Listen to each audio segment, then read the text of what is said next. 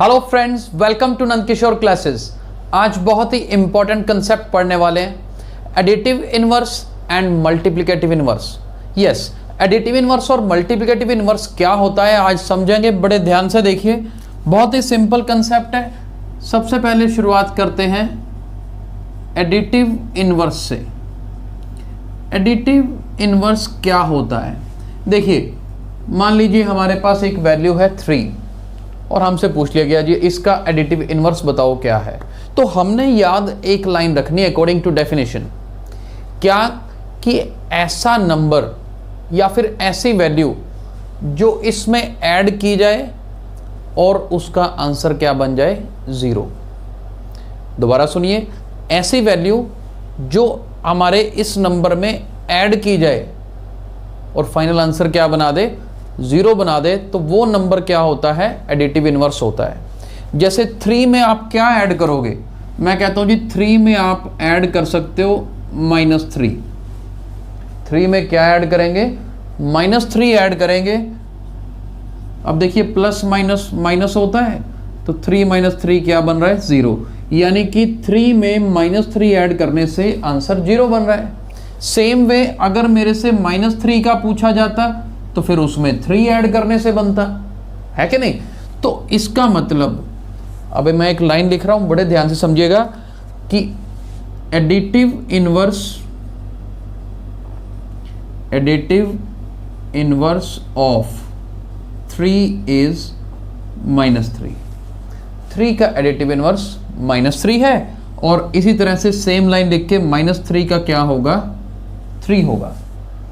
तो अब additive inverse हमें याद रखना है कि कोई भी नंबर का एडिटिव इनवर्स निकालना हो तो हमें क्या करना है, बस उसका साइन चेंज कर देना है। आपने साइन चेंज कर देना है, क्योंकि साइन चेंज करोगे, नेगेटिव वाले को पॉजिटिव कर दोगे, पॉजिटिव वाले को नेगेटिव कर दोगे, तो अपने आप आंसर क्या बनेगा, 0 बनेगा।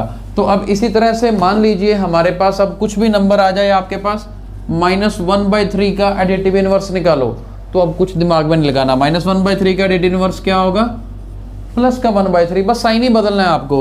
2/7 का पूछ लिया, एडिटिव इनवर्स क्या होगा, आप लिखोगे जी -2/7 होगा। तो माइनस वाला पॉजिटिव हो जाएगा, पॉजिटिव वाला नेगेटिव हो जाएगा, बस इतना ही फर्क है। तो आई होप एडिटिव इनवर्स अब आपको क्लियर हो गया होगा कि एडिटिव इनवर्स होता क्या है, कंफ्यूजन नहीं रखनी। और दूसरा जो मेन पॉइंट है, मल्टीप्लिकेटिव इनवर्स। मल्टीप्लिकेटिव इनवर्स,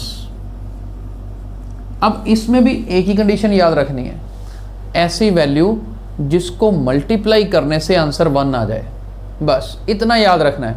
जैसे अब मेरे को पूछ लिया जाए कि 2 का मल्टीप्लिकेटिव इनवर्स निकालो जी, तो घबराना नहीं। 2 का मल्टीप्लिकेटिव इनवर्स मतलब इसका रेसिप्रोकल कर दो। 2 का रेसिप्रोकल क्या होता है, 1/2।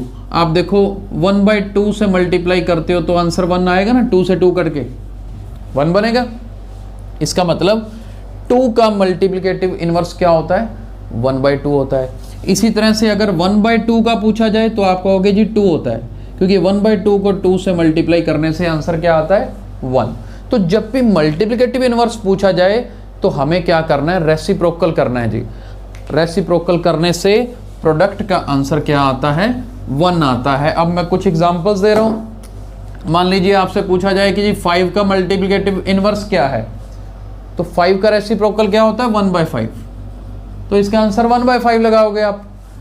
2/9 का पूछा जाए तो इसका मल्टीप्लिकेटिव इनवर्स क्या होगा, 9/2, क्योंकि इन दोनों को मल्टीप्लाई करने से आंसर 1 आता है। और उल्टा भी ट्रू है ना, 2/9 का 9/2, 9/2 का मल्टीप्लिकेटिव इनवर्स क्या होगा, 2/9 होगा।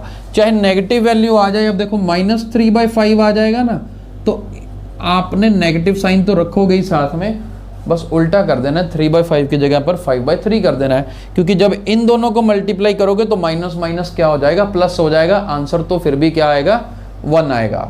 और एक सबसे इंपॉर्टेंट जो अक्सर पूछा जाता है कि मल्टीप्लिकेटिव इनवर्स 0 का क्या होता है।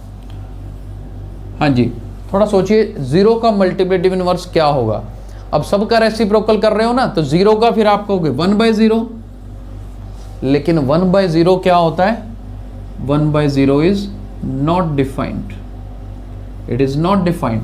तो फिर यही बोलना है, क्या बोलोगे आप कि 0 का मल्टीप्लिकेटिव इनवर्स जो है it is not defined, right. तो आज हमने एडिटिव इनवर्स और मल्टीप्लिकेटिव इनवर्स ये दोनों कंसेप्ट्स कवर किए। आई होप आपको समझ आ गए होंगे, और अगर आपको आज का वीडियो पसंद आया है तो इसे लाइक और शेयर जरूर करिए। Thank you so much.